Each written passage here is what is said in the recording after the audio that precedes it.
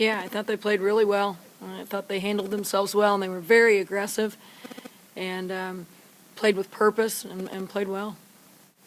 Well, it's typical Big 12. We get this every year. Unfortunately, we've been able to rise above it a little bit more than this year, and we're smack dab in the middle of it right now. And down the stretch, I think it's important to stay as fresh as you can, and that can bite you a little bit. And we don't have any room to stay fresh. We're doing as little as we can in practice, and yet, guys get worn down. They get worn down, and I think it affects shooting. We shot so poorly today. Just a really lousy offensive performance. And, you wonder how much of that is just, minutes. And there's nothing we can do about it. We have to rise above it and find a way to win some games. And I told our guys in the locker room after the game, great teams find ways to win when they play poorly. And about midway through the second half today, we started acting like a great team, a team that was going to try to win even though we were playing poorly. But up until that point, I thought we played like we felt sorry for ourselves. And that's not acceptable at Oklahoma. Well, she's really good. She has a great pace about her, just a real soft, fluid game. Plays at the right speed for her ability level, crafty, clever. And, anytime anybody sets an assist record, that means you've had some people around you who can finish baskets. And she's had that, and, she's been exactly what I thought she would be in this league. I knew she would be a great player in this league. Would have loved to have kept her home, but she's had a great career here. Us to get off to a good start. I thought we were active defensively. We're a team that loves to run. They're playing for somebody who loves to run, but I think we kind of lost focus about what does it take to get out in transition. That means you have to defend. And if it's one shot, go ahead and turn them over and try to get in transition. Defensive rebound, get out in transition.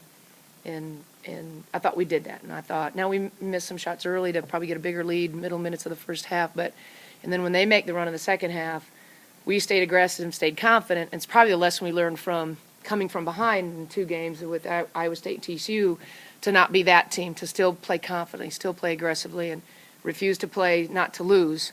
And they made the run, which we knew they would. And then we had an answer.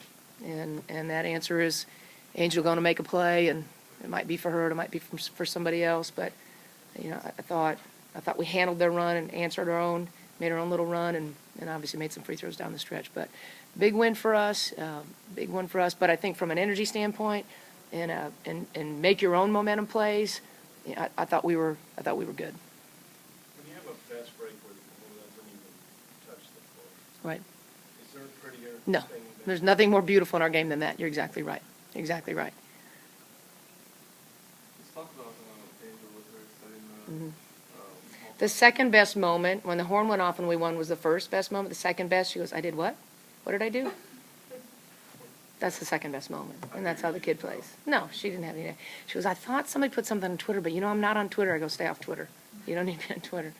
But for her to be able to do that, and honestly, that is who the kid has been since I saw her as an 8th grader. It is exactly what I thought she could do in this league at this level. It's exactly what I thought she could do for our program, and I couldn't be more happy and proud of her and for her family that made a sacrifice to allow her to come this far, and for her teammates who have so much respect for her that just have really appreciate and enjoy her success. And I feel certain that when you ask her, the first thing she'd say is, well, my teammates got to make shots for me to have this opportunity. But it's who I thought she could always be. I really did. From the first time I saw her at an AU tournament in Memphis as an 8th grader. She has a gift. And I think that's been the most important thing in all 3 of those situations, where there's poise and composure.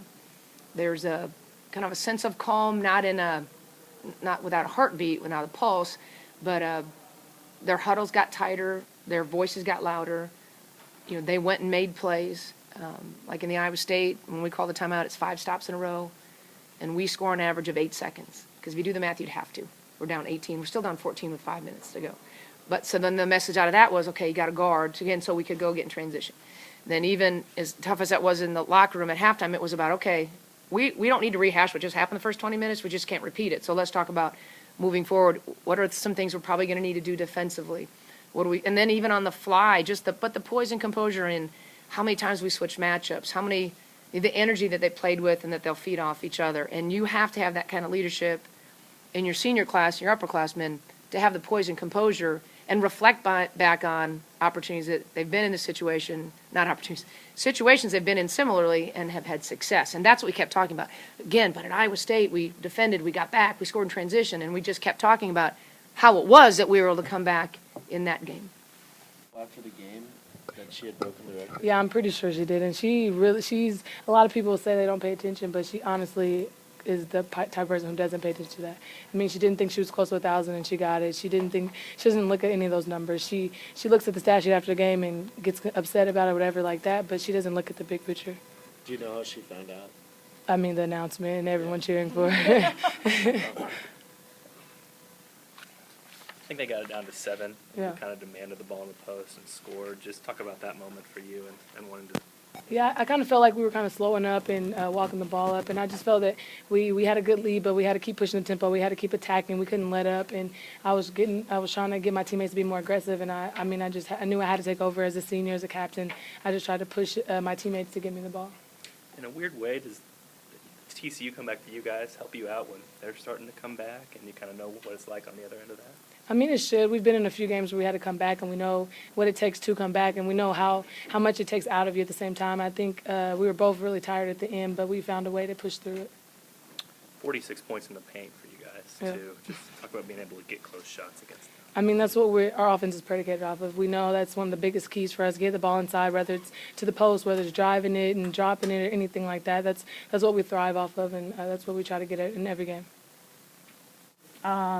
Just excited. I mean, that's an awesome feeling to hear something like that. I was trying to listen to it when they announced it, but I couldn't really tell what they were trying to or what they were saying. So, but once they cleared it up, it felt great.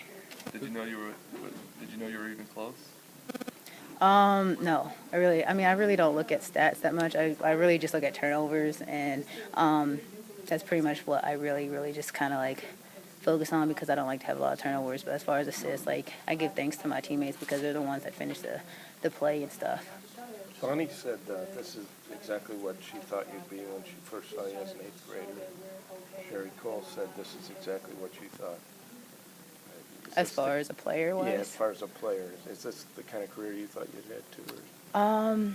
No, it's not what I thought. I mean, I knew I'd come here and try and be the person they needed me to be and work hard, and just kind of come out here and just do what I got to do to help my teammates and help us get a win, and for it to come out, for them to say that about me and being the player I am, it's an honor. Do you remember the day?